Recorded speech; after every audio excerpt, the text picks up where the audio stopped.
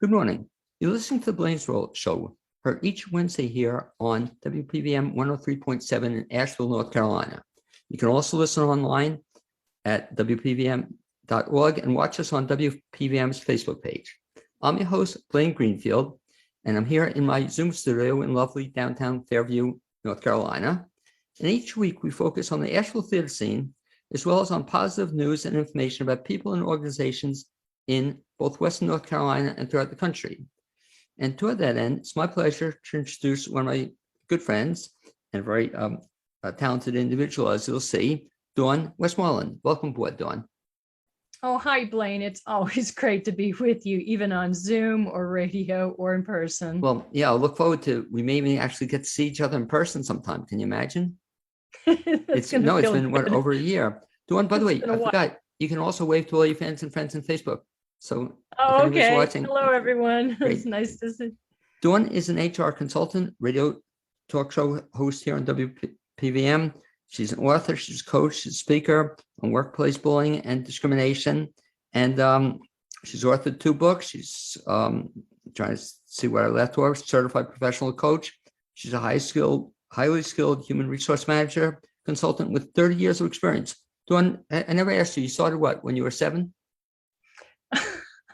Was that it? You're so kind. Or 8? I forgot. Oh, I was just turning 21 when I started working in HR. I'm not going to do the math, but anyway, she provides a how-to system to reduce workplace bullying and discrimination of executive teams, global leaders, political teams, government leaders, attorneys, mental health professionals, and employees.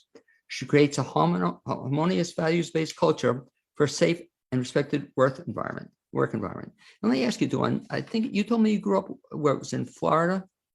Yeah, I'm a native Floridian. And if you remember the old joke, I can count. You remember the voting?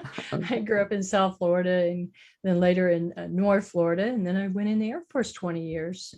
Before you even got into the Air Force, did you always know you wanted to be this expert on, both an author and expert on workplace bullying? Was that your goal when you were a little kid? No. And I always believe in authenticity and transparency. I was a super introverted child, very shy. I didn't go to the prom and very insecure. I'd gone through different things in my life, mistreatment. So I was the last person likely to do the work that I'm doing today. Because that's incredible. Yeah, I don't see you as being introverted, but that is some story. So that's when you went into the Air Force. And in the Air Force, it was the Air Force, right? Yeah, United States Air Force. And so what did you do in the Air Force primarily? Well, one of the cool things about, being in the Air Force is that we were the one branch of all of them where you could actually ask to be in a certain career field if you met the criteria. So I knew I wanted to work with people. I didn't necessarily want to be your typical secretary. This is back in 1985. And at that time, there was only 11% women. And when I got out, there was, double that amount. But I knew I wanted to work with people because I grew up in a humanitarian family, and that really appealed to me. So you went with the Air Force. Were you in HR? Were you doing HR stuff with them?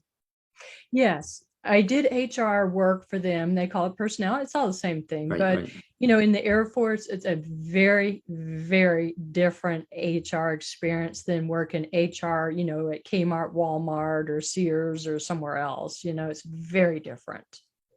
So if you can, because I think your story is fascinating, if you can, just kind of talk a little bit about what happened to with respect to the Air Force that got you into this whole issue of not only workplace bullying, but I guess discrimination and I guess having to stand up for yourself. And that's, I guess you learned it in the Air Force.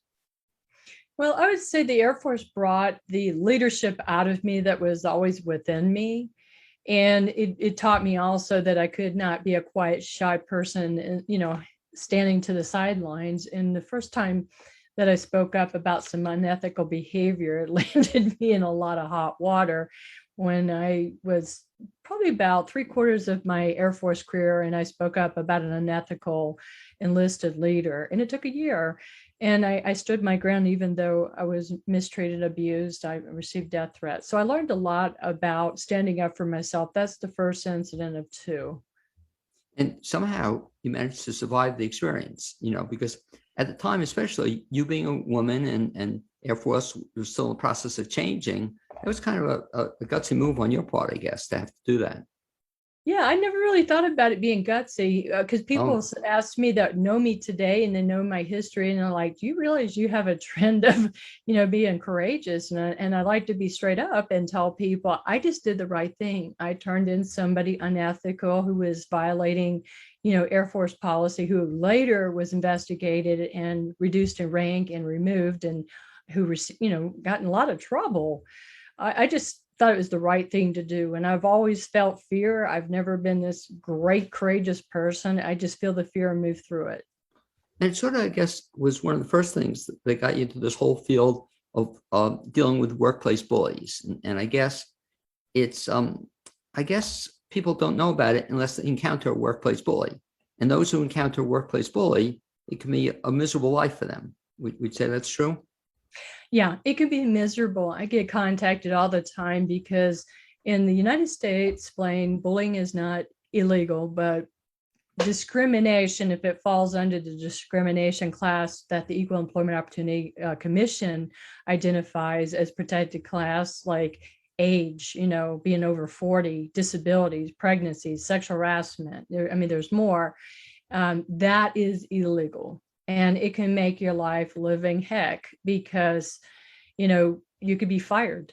You could lose your home. You could lose everything. You could lose your benefits. It's interesting. So as you said that, so people can bully you left and right if they want to, and Mhm. actually even get away with it for the most part, unless somebody says something about it.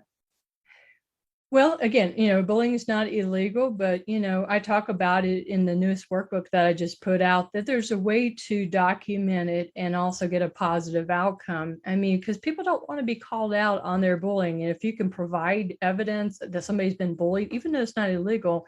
Today, here's the good thing about social media and the news. They love sensationalism. I can think of somebody I just interviewed recently who had been sexually harassed, and we did an interview about it. And this person is getting a lot of public attention because they're out there talking about it and talking about, what happened to them. And they also have the proof, because when you go out and you talk about being mistreated by somebody, you better be ready to prove it. You better have some evidence. Well, let's talk about the process a little bit. With segues, I guess I'll let you hold up the book, but just want to show the book so people can see it. Sure.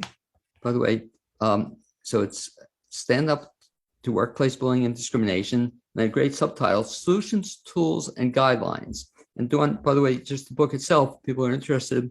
Best bet if they want to get a copy is what? Well, right now it's on Amazon. You can get it there. It'll also be in bookstore.org, which means 40,000 different places, bookstores, libraries can order it. But the fastest way right now is Amazon.com.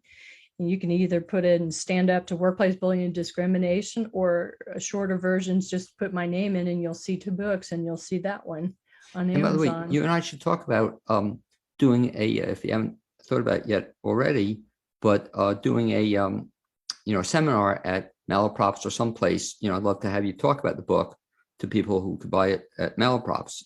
I don't know if you're working on that, but hopefully you are. Let's talk about it then. So if people decide to get the book and they decide that, hey, that's kind of a cool title, Stand Up to Workplace Bullying and Discrimination. The first thing they should do, buy the book. And after they buy the book, what's the next thing they should do? In other words, if somebody's encountering a bullying situation, what do they do? Well, the thing is that, you can reach out to a professional, somebody that has expertise. But I took 2 years, Blaine, to write this workbook. And it's the first ever that I know in the world, because I've done my research. And I took 2 full years to write it because there's a lot of technical, there's a lot of compliance. It's a very comprehensive book.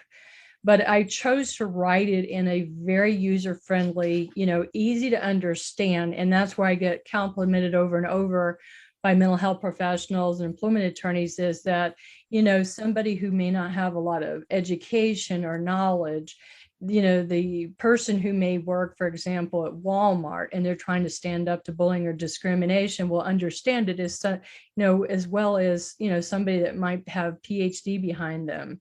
So the book, has a lot of strategies. It's step by steps. There's really nothing left out. I mean, if you go to the back of the book cover, you'll see a gentleman that I've known for a while, Keith Black, who's been an employment attorney for 30 something years. And, his endorsement will tell you that this is a very comprehensive step-by-step book, and it will definitely help the person who uses it.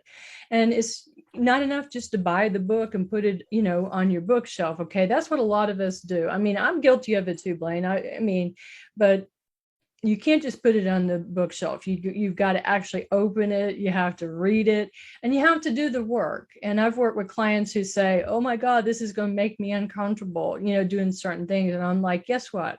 I have known fear for many years because, it's just human nature when we don't know the outcome to feel very uncomfortable. And I'm like, if you want to help yourself, empower yourself, then you have to feel the fear and move through it. Because the bottom line is every day we get to choose to be empowered or disempowered, and I'm all about empowerment.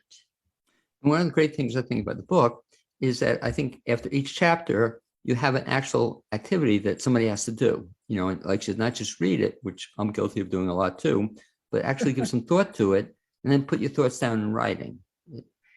Yeah, because, sometimes we need to reflect. I'll give you a good example.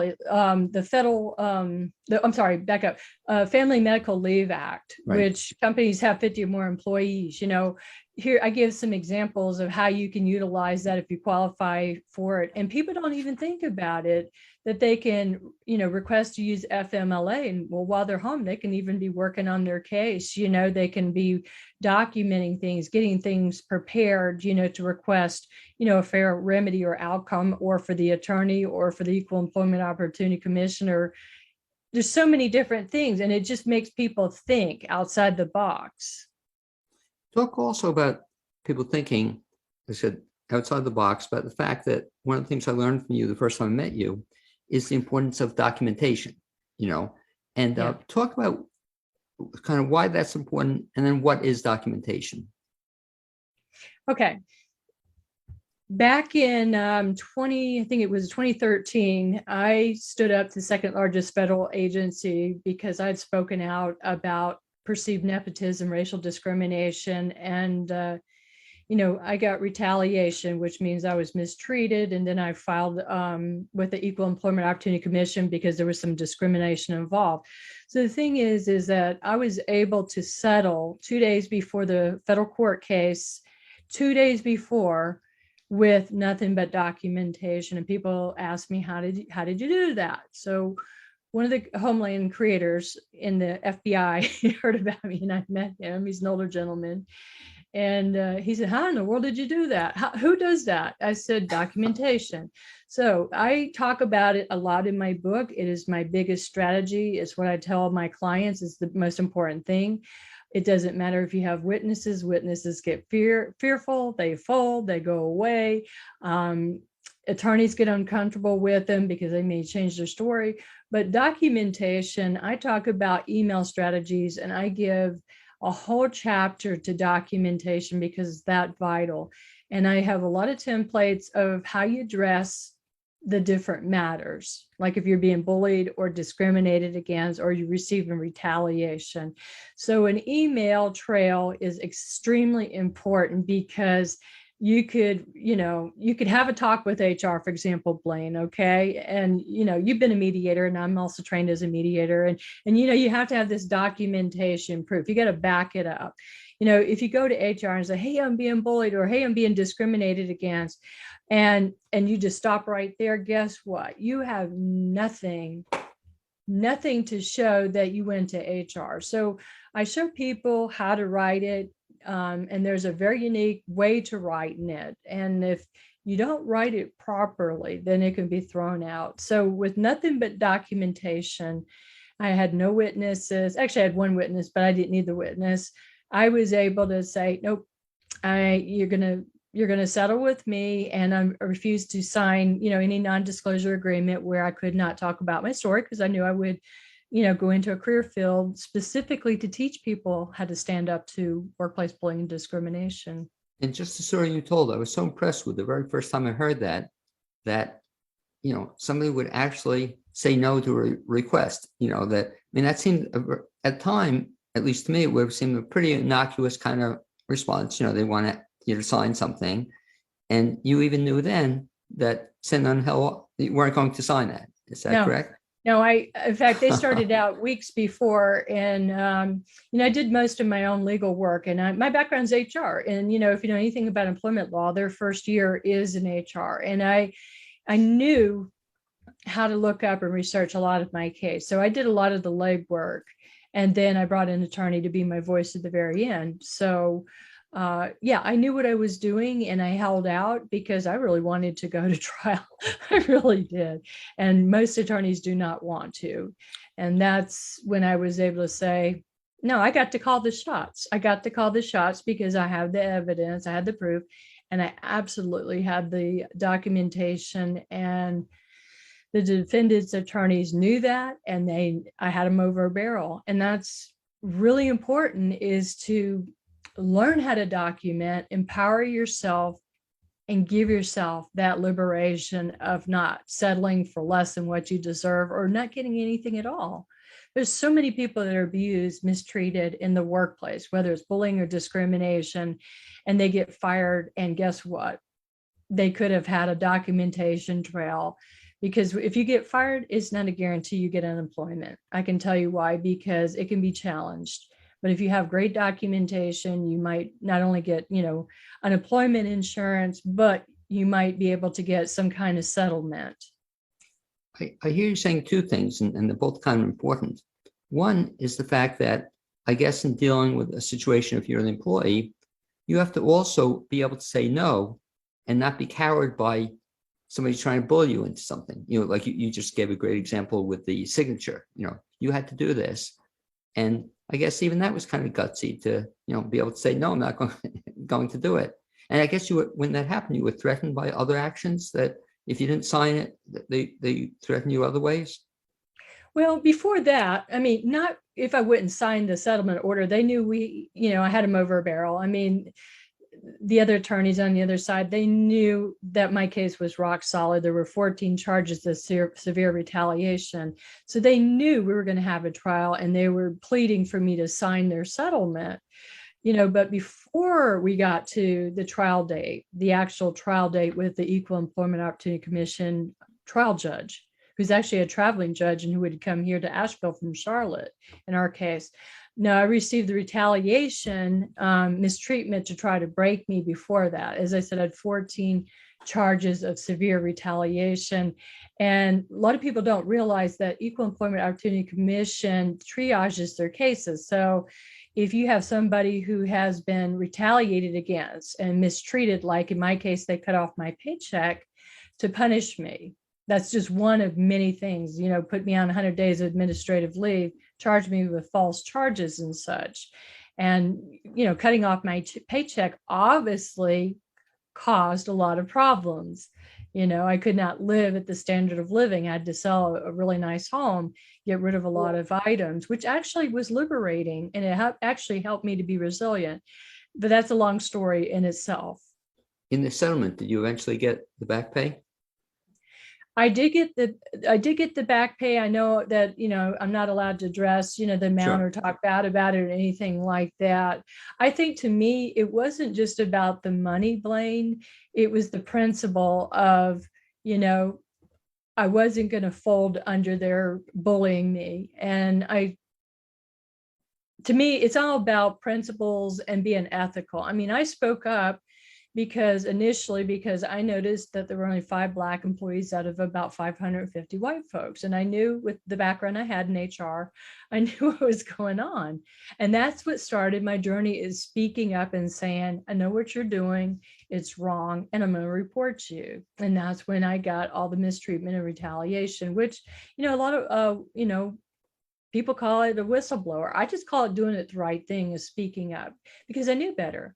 By the way, keep that, what you just said, somewhere in the back of your mind, I just love it in terms of advice to give. It's almost like a presentation. Would say to do, what were the three things you do to speak up? You said something, but what you do in a case, you should know to speak up to. It was just very powerful what you just said there. We'll have to play the tape back. Yeah, I mean, if you don't speak up, then it continues. And all the time people say, why do people get away with stuff? Because you don't speak up. But then let me add on to that too, Blaine, if you speak up, you better have a team of support, whether it's an attorney, a mental health professional, somebody that can advise you along the way. Because, I worked with a client who had spent time in the Marines. I mean, these are, tough Marines. And he said, well, they can't break me. And 3 months later, he's contacting me in tears. And I'm not putting him down because we can all be broken. I've had my share of tears too, in all fairness. And he says, you're not going to believe what they just did. And I said, yes, I will. I've worked in HR 30 years. I know what people are capable of, what they've done. I know what they did to me.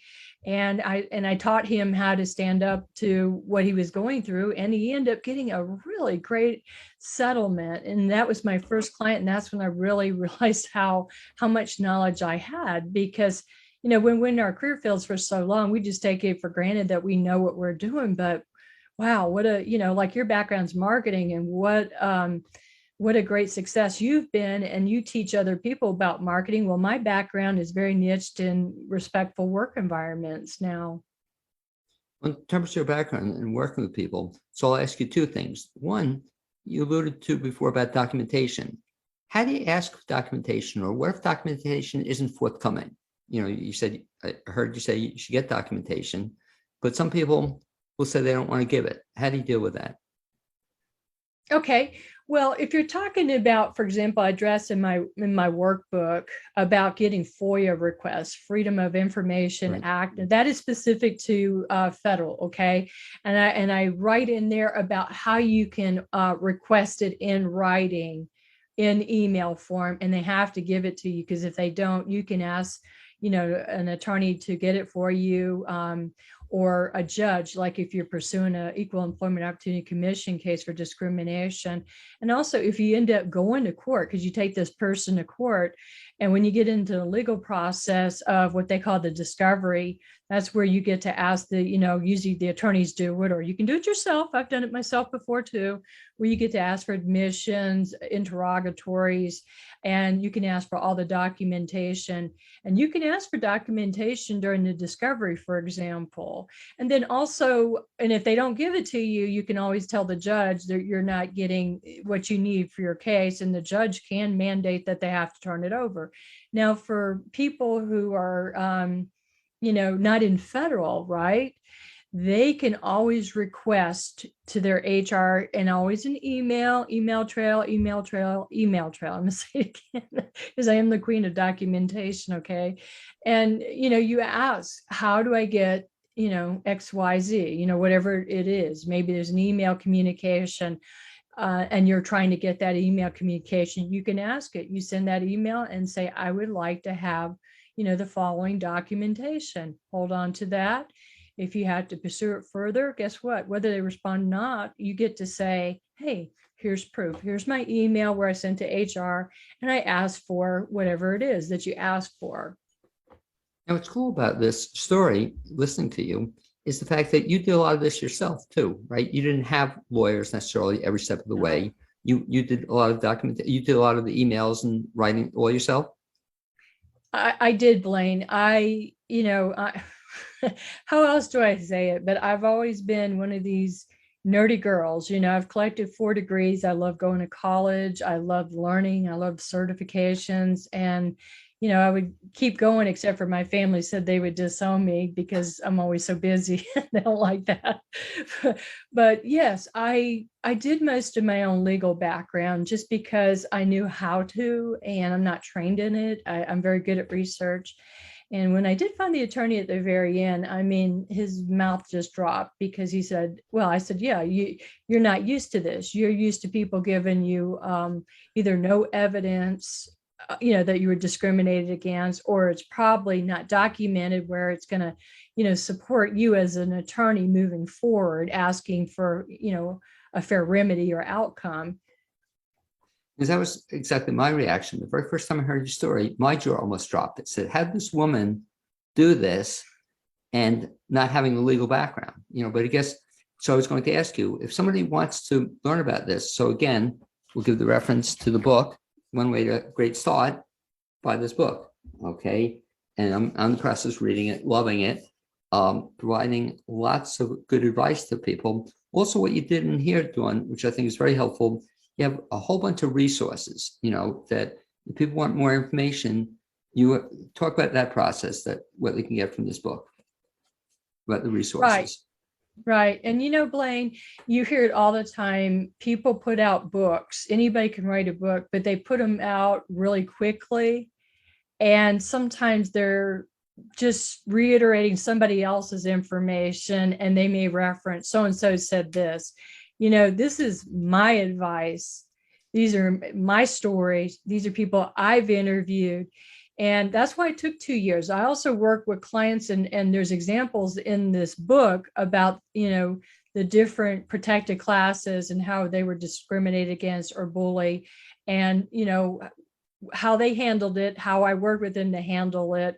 And then I realized I've got to have resources. So I spent a long time coming up with resources, and it's blown quite a few people's mind. I know several employment attorneys have said, wow, wow, wow, because there are no books out there, books or workbooks that are that comprehensive. You may find some books that will give a few gold nuggets of advice, on standing up to like bullying and stuff like that, but you're not going to find a book of any kind or a workbook. Mine's the first. I'm pretty proud of it. I just had a talk earlier with my mother, and she's like, who would have thought it would be you? Because I grew up in the second poorest county of Florida, Putnam County Community, which is in North Florida. I went to a school that only had one stoplight, and I left that area to become, a better person. Not that, I'm very proud of my humble beginnings, but I knew I didn't want to make minimum wage, and that just launched my journey. And it has been a journey. And I'll be the first to tell people I have struggled at times, and I even have had doubt, and I've had fear, but I pushed through it. And that's what I also addressed in the workbook. And let's talk about the journey as we close here, is the fact that you got the workbook out, but in your spare time, I'll say, in your spare time, you're working on now a book, which is really, I don't know, follow up to the workbook or however you want to call it, but talk about the book you're working on. Well, the book is my memoir, and it's, from childhood to now, because everybody's like, okay, why'd you write this workbook? I mean, I dealt with childhood abuse. I dealt with abuse in the Air Force several times that it brought me to my knees, have ruined and destroyed my health, death threats. When I stood up to the second largest federal agency, I lost my home when they cut my paycheck off. And so it just talks about, is a theme of bullying, my journey of coming into my power.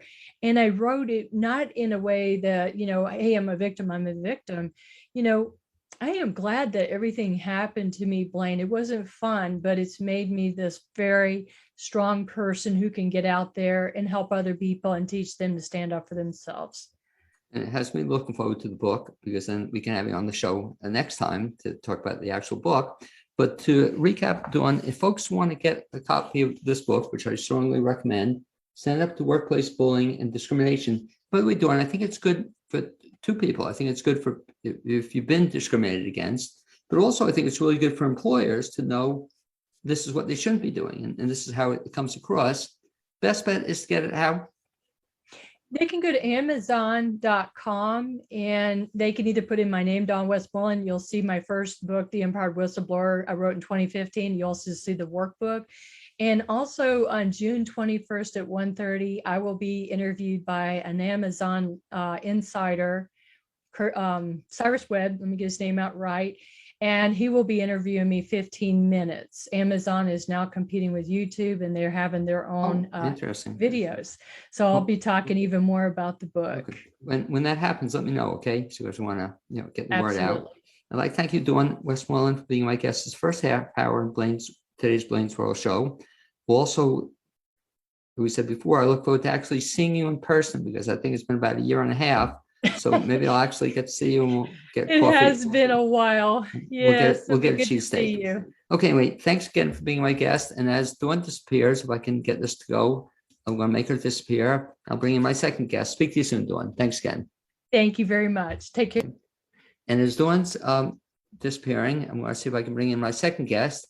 I think he's waiting for me. And as he's waiting for me, I'll just mention that WPVM's mission is to foster community through programming that cultivates dialogue to inform and entertain. The station provides the medium for artists, businesses, community leaders, and nonprofits to share their voices on the live radio.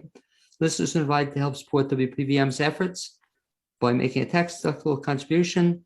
You can do so by going to the website, pvmfm.org, and looking for the donate option on the upper right-hand side.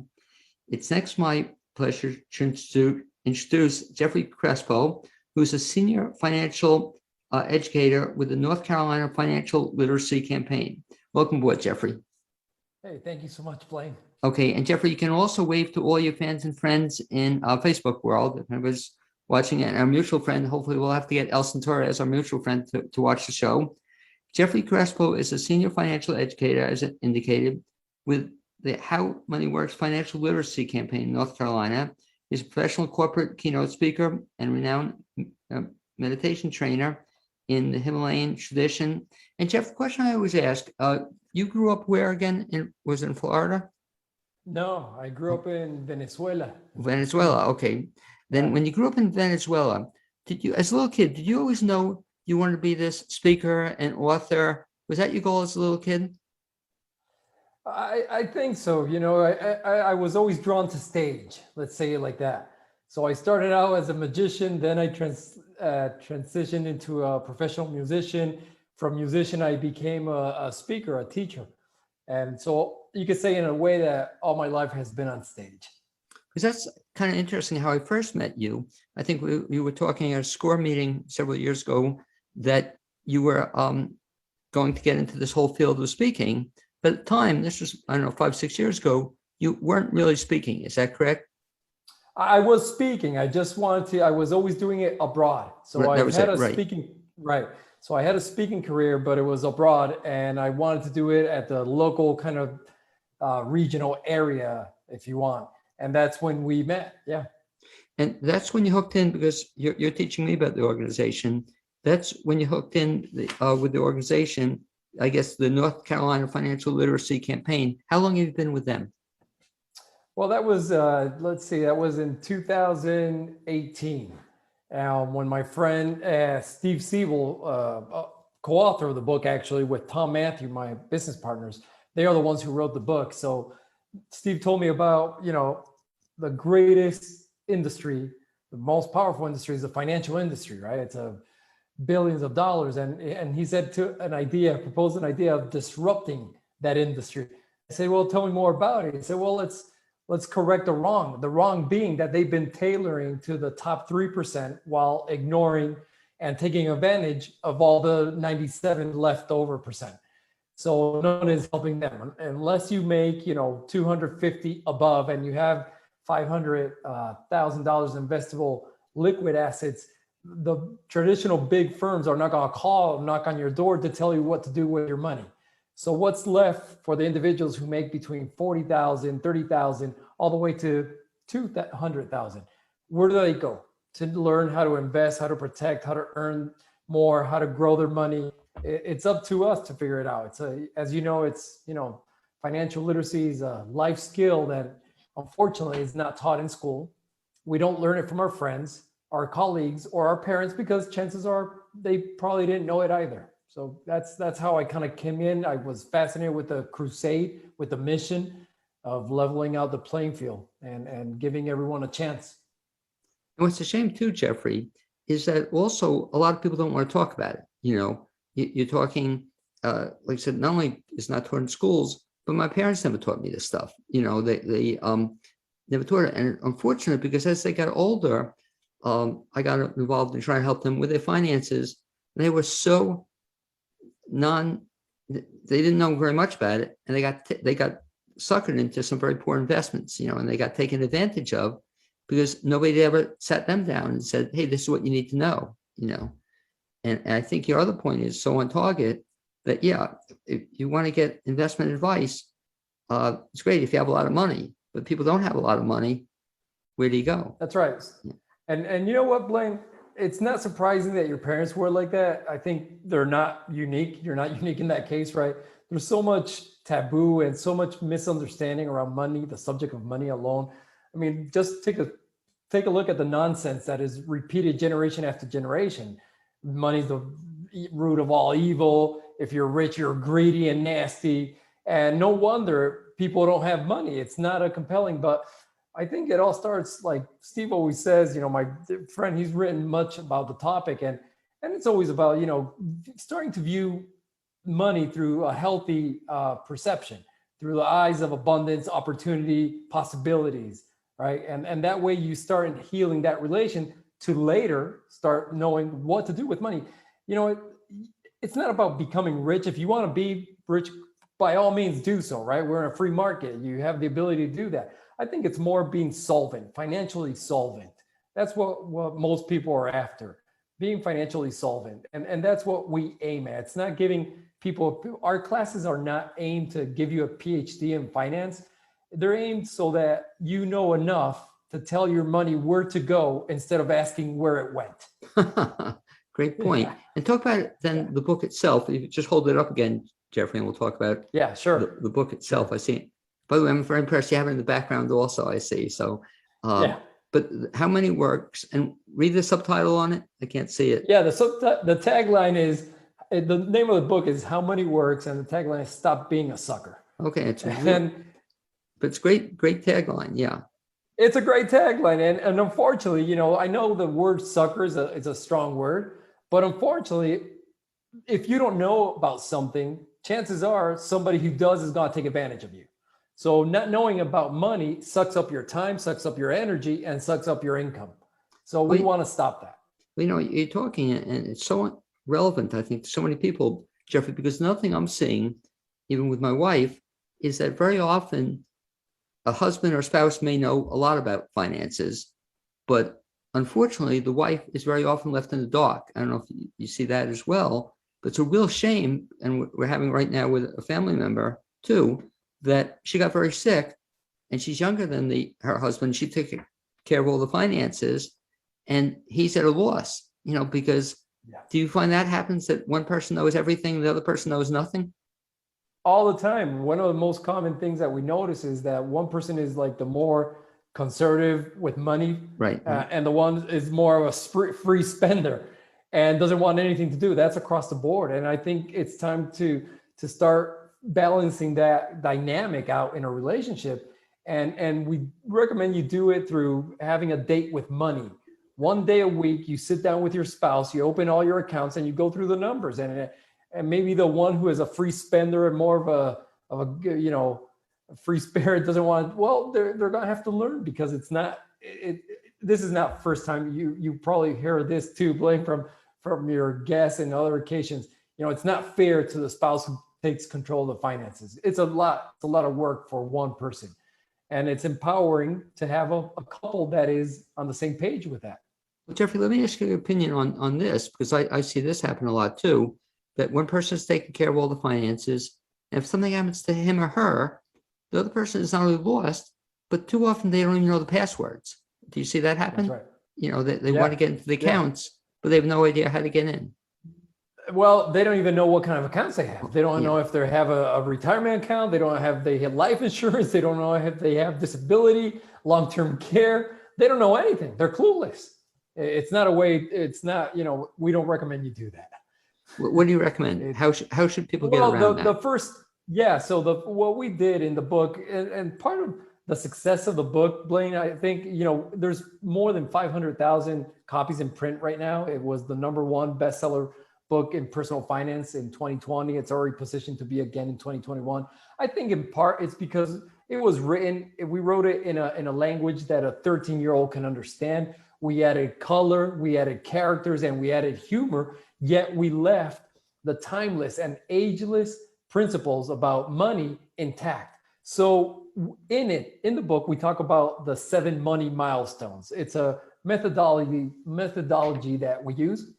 And milestone, think of them as the points or the steps that you need to address and to take care of to be able to increase your chances of having a financial solvent life, financial security and independence. And the step number one, milestone number one, is financial education. It all starts with becoming literate on the subject. And nobody likes to read a financial book because they're written for financial people. It's on purpose, I think. I don't know if I should say that or not, but I think it's on purpose. I think it's meant to keep everyone intimidated, scared, and away from it, confusing. And it doesn't have to be that way. So we made it fun, accessible, so that anybody aged 10 to 100 can read and benefit from it. And that's the first step, Blaine, education, becoming literate. Your point is so on target, because I used to tell my students the same kind of thing, that if you're not smart about your own money, nobody else is going to be, so you can just turn it over to some financial quote wizard and let them make the money. But, you should at least know how they're making the money and how you're going to make the money. And it's almost criminal what some people don't know and what happened to them. Absolutely. If you still choose to have somebody take care of your money, a financial professional, which we recommend, but you still have to be literate, because it's like going to a mechanic and not knowing anything about your engine. He can sell you parts that you don't need. So you want to make sure that you understand your financial engine enough, at least, to ask the right questions so that you're not sold parts that you don't need on your portfolio. Great basically. Analogy. That's step one. What's step two? Well, step two, we go through this whole thing. So step one is one that we could all achieve on our own. We recommend that from step 2 to step 7, the 6 remaining steps, that you work with your financial professional. It's not something that you want to leave for amateurs, the same way that you wouldn't rely on, you wouldn't put your health on the hands of an amateur. You want a professional, somebody who does this for a living, day in and day out, and they will walk you through all those 6 remaining milestones. How do you find the professional?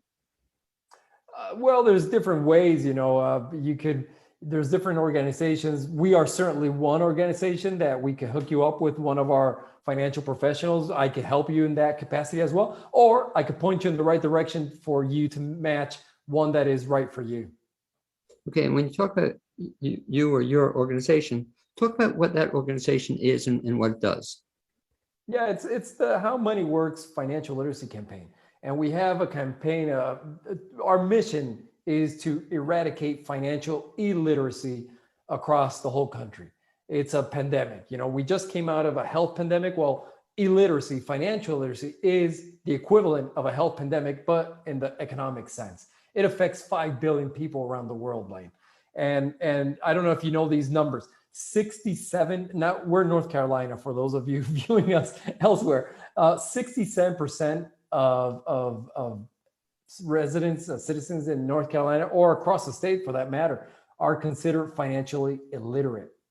The average worker in this country cannot afford to have a $400 emergency. Those are alarming numbers. We're talking about, 67% are illiterate, 46% can't afford to have a $400 emergency. Those are alarming numbers. So what we do is we try to remedy that. We try to bring a solution to the biggest problem of our time, which is financial illiteracy. It's the number one cause of all financial struggle.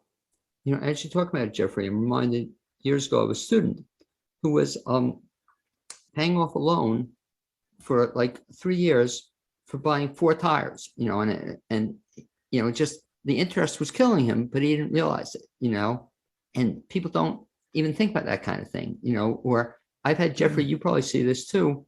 I've had students who would put their money in a bank and get a couple % interest, and yet they're paying, bank loans of 16%, 18%, I don't get it. That's we don't get it either, but that's why the tagline, stop being a sucker. listen, let's just share something powerful with your audience here, Blaine. Talk about the banks, right? So one of the things that we teach, which is really job dropping, is the rule of 72. It's okay. For those who don't know it, please share it. Yeah, absolutely. It's a mental math shortcut that lets you estimate how many years it will take your money to double. So it's a quick way to realize what's going on with your money. Talk about that student of yours that had the money in the bank. They put their money in the bank. Average bank right now, interest rate in the average bank is 0.05. All right. That's the average. Last year, it was 0.09. I'm just opening my calculator here. 0.05. So you take the number 72, let's do it right now, 72, and you divide it by the interest rate, whatever interest rate you have. In this case, the average bank, 0.05. All right. That gives you a number. That means that the money in that type of account is doubling every 1,440 years.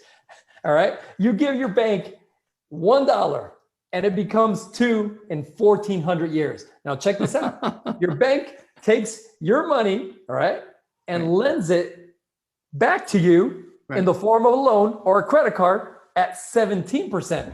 Their money doubles every 4 years. Your money doubles every 1,400 years. I'm getting a chill as you tell it because it's so basic, but people don't know it. They don't know it. And that's why they greet you with a smile. They can't believe you keep coming back. They greet you with a smile at the bank. And before they leave, Blaine, what do they offer you before you leave in a bowl? Yeah, candy. Candy. What kind of candy? It's a sucker. and what is the brand of a sucker? What? Do you know? What is it? It's Dum Dums. It's like they've been trying to tell us all along, but we just didn't know the code. Well, now we know it. Now you can know it too. Pick up this book and just empower yourself.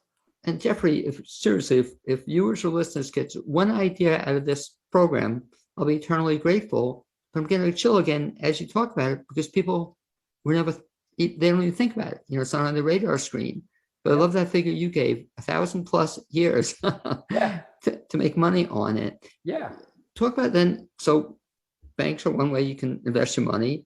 If you want to call it an investment, it's not much of an investment, but do you also review there are other options people have? Yeah, absolutely. And let me just, to be fair, right? Banks are great places because they accomplish two really good things. They're not wealth building strategies. You're never going to make money by putting your money in the bank, but they do accomplish two very useful things, which is to keep your money safe. Your principal is safe, right? You can't lose your money, and you have liquidity. You have access to your money. So those are good things. We can't just turn down the banks all the way for. But other than that, you got to be you got to open your eyes. So go ahead. No, I'm saying back to your point, you were on target too.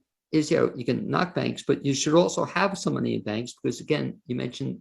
Talk a little bit about that, the idea of an emergency fund. The emergency fund, most people don't have an emergency fund. Listen, most of us in the great totality, we're overspenders and undersavers. All right. So we recommend emergency fund of creating an emergency fund that is about 3 to 6 months of your income. All right. 3 to 6 months of your income. And it really doesn't matter, Blaine, where you keep it as long as you have it.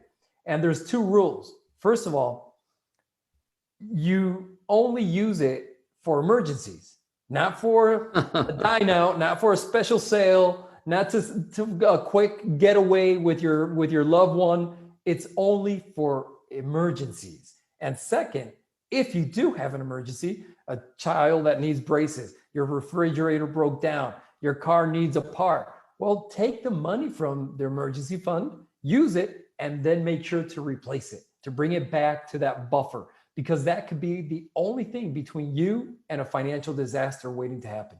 That could be the only buffer protecting you, your emergency fund. I also saw Jeff advice, and I'd like you to talk about it too, in terms of people with their credit cards and using that as an emergency as opposed to not using the credit cards. And the one technique I'd like you to just comment on it. I've heard some people say just put it in the freezer, make it so you can't use the credit card if you're in excessive credit card debt and make it very difficult to use. And you can't just buy something on the spur of the moment. How do people get away from using a credit card for everything? Well, it's a habit, right? It comes with education. Once you open your eyes to what it means to use that credit card, like we just talked about right now with your money, right? The Rule 72 works for you when you save, it works against you when you have to pay. So when you apply that, you start seeing the truth of the matter. And one of the things that we find, Blaine, throughout all the people that we serve mostly the people that we mostly serve are the ones that have been left out by the financial industry, the big financial firms who will never talk to anybody unless they have $500,000 of investable liquid assets. If you make anywhere between 30,000 and 250,000, you're in the dark. Nobody's gonna come knock on your door. Goldman Sachs and Merrill Lynch, all these Edward Jones, they're not gonna waste their time talking to you. So we help all those people. So coming to your point of credit cards, that being said, we do work with people who are on all spectrums of income. And what we've noticed is that the wealthy, they don't use credit cards. They have a mindset that says, if I can't pay cash, I don't buy it. Now contrast that to the middle class who lives off credit cards. You don't want to do that. You want to get out of the habit of, can you afford it? First of all, can you afford it? And if you can't afford it, then do a little strategy. This was given to me by a colleague, Marty Edwards, great guy. He said, listen, what I tell my people to do is, instead of putting on a credit card, if you want something and you're not, you don't have the money right now, just think, how much are the payments on that credit card going to be every month for this one item that I want? And instead of buying it, put every month that amount aside. That way, first of all, you'll feel how much it hurts to put it, and you'll realize if you can afford it. Second thing that will happen is that you'll really, because of the length of time, you'll let that emotion settle down. And perhaps it's not something that you truly wanted. Now you see that accumulated money, and now you say, well, probably wasn't a good idea after all. I better put this money somewhere smarter, in a retirement account or something that works for my family. Your point, I think, is on target, because especially if you then don't buy it for 3 months or 6 months, you obviously can do without it. If you haven't used it for that time. That's right. The worst example, Jeffrey, I ever saw of this was, again, I had a student, actually became a friend of mine, who had to go went bankrupt. When you go bankrupt. Sure. And as soon as the bankruptcy went through, she started getting notices for new credit cards. Right. Congratulations, you've achieved bankruptcy. Now get another credit card. What's wrong with that picture? Well, hey, everything's wrong, right, Blaine? I mean, that's why we're so passionate about our crusade to correct the wrong, which the financial industry, the biggest fear they have is transparency. We've come with this book to many firms, and we say, hey, you could start educating your clients. You know what they say to us? Why would we want to do that? To us, it's like, are you kidding me? What do you mean? Why would you want to do that? Their biggest fear is transparency. The system has been designed to keep you in the dark. And that's exactly what we're trying to say. Hey, you don't have to be in the dark. It's not complicated. It's not intimidating. They made it look like that. Trust me, you can learn it and you can be successful at it. Talk about the work you do with businesses in North Carolina. So, oh, sure. Yeah. What's that all about? Yeah. So what we do is we train company employees on basic personal finance at no charge.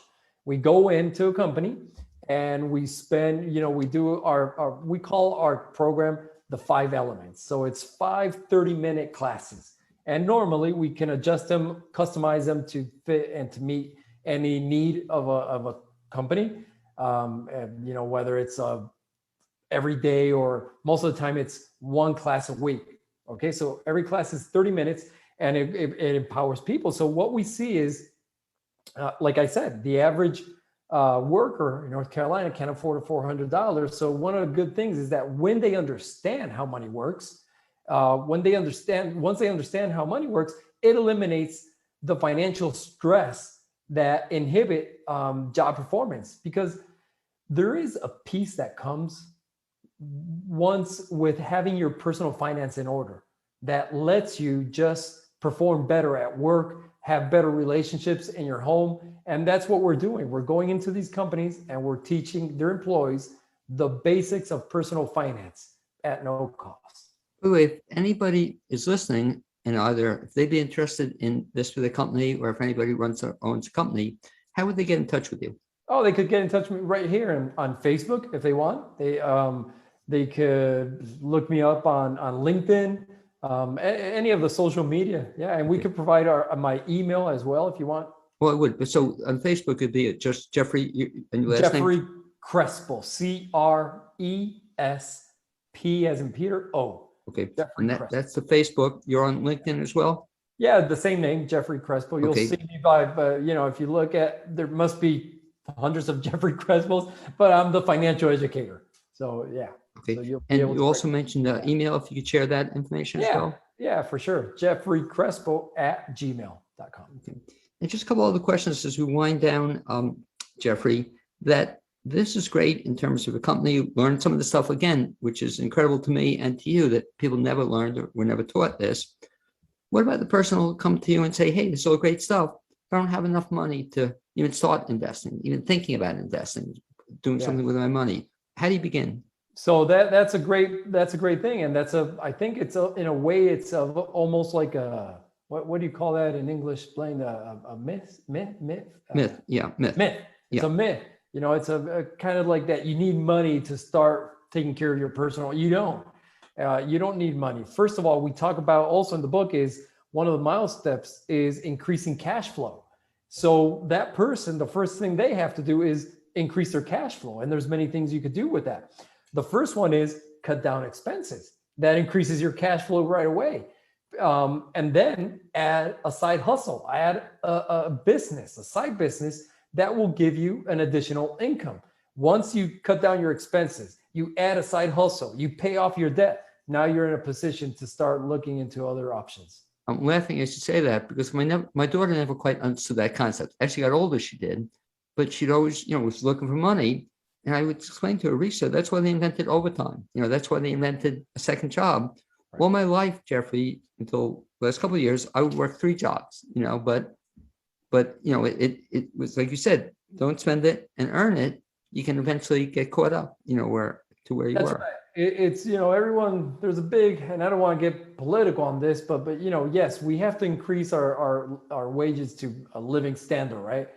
But it's going to serve no good. You could start paying the minimum salary, the minimum hour rate could be $40. It could be $50. If you don't teach that person how to build equity on the dollar they earn, they're going to spend it. It's going to be gone. They're going to be in the same situation because that's not the problem. The problem is it's an education problem. It's a literacy problem, what we have. It's not the hour rate. Yeah, you want to raise it? Yeah, of course we want to raise it to a living standard. But you got to teach people what to do with the money. Otherwise, they're just going to blow it. And it's funny listening to you. It's like it seems so basic, to me, to you, but a lot of people don't get it. And if I could just have you repeat that last thing you just said was so on target.